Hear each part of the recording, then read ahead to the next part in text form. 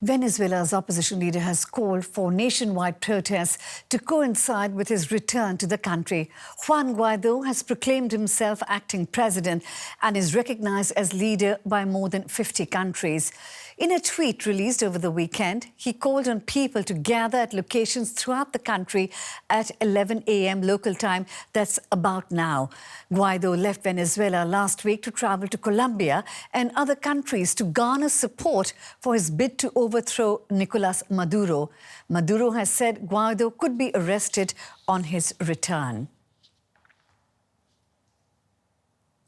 Now, on Sunday, Guaido released an online message calling on its followers to take to the streets ahead of nationwide demonstrations. The regime believes that this is the moment when the movement loses its strength. But it's the opposite. Tomorrow, we will return with much more strength to each and every single street of Venezuela. Tomorrow, we will return with much more strength to each and every single street of our country. Joining me now is DW correspondent Javier Arguedas. He joins me from Bogota, the capital of Colombia. Javier, what is the latest on Guaido's whereabouts? He was in Colombia. Is he on his way back home to Caracas, do you think?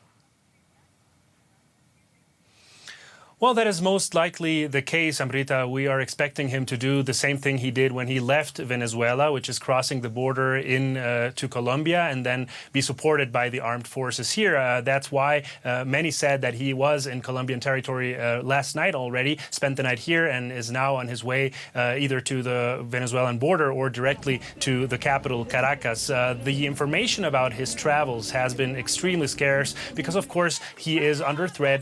There are many security risks. So information about where he is headed to and how is very, very difficult to attain, especially when we saw, for example, his travels out of Ecuador yesterday. We did know that he departed with a plane from the Ecuadorian Air Force, but there was no information about where the plane was headed to. So that is why hints are more likely that he's going to be in Colombia and then in Caracas, as he should appear, at least in theory, in one of the many protests he hopes to organize today. We are looking at pictures of Juan Guaido right now as you were speaking, Javier. Now, there were expectations that he would be arrested on his return. Why was that a risk for him?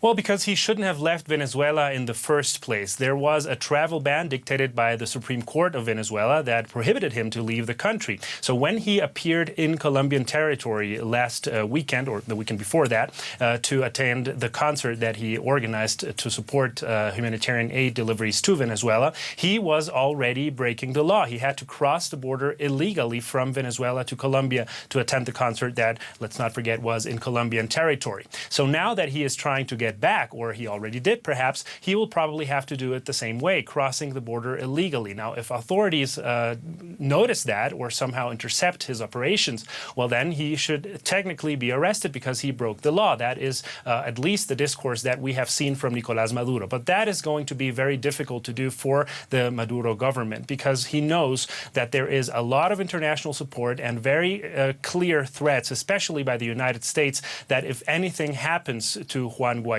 in Venezuelan territory, that if he is arrested, that there will be very extreme consequences. We do not know the nature of those consequences, but we cannot discard a military intervention. And that should be something Nicolas Maduro should be worried about. So we will probably not see an arrest, at least not immediately, and perhaps not on the charges of having left the country illegally. Now, Juan Guaido had been calling on demonstrators to come out on the streets, and we were seeing some live pictures of people gathered on the streets in Caracas. Now, what is the opposition hoping to achieve with these protests? Well, they have to send very clear messages of unity and of support to Juan Guaido. And this is something that is very important. We could say that it's a pivotal moment for the Venezuelan opposition because we have seen opposition leaders come and go many times in Venezuela now, almost always at the beginning of the year. And then nothing really changes and these figures seem to disappear. That has happened many times. Venezuelans know that. And for those who support the opposition, they also know that if the opposition fails in changing challenging the government, they will probably face consequences, meaning more oppression by the regime of Nicolas Maduro. That is why it is very important for them to gather today to show support for Juan Guaido, a figure that has not really succeeded in his last missions. Let's not forget that the concert he organized barely collected the amount of money that was needed and desired. He did not manage to get the humanitarian aid into the country, so that has definitely weakened his position as the alternative to Nicolas Maduro. We'll see what he manages to gather today. Right. Javier Arguedas in Bogota, thank you very much for that update.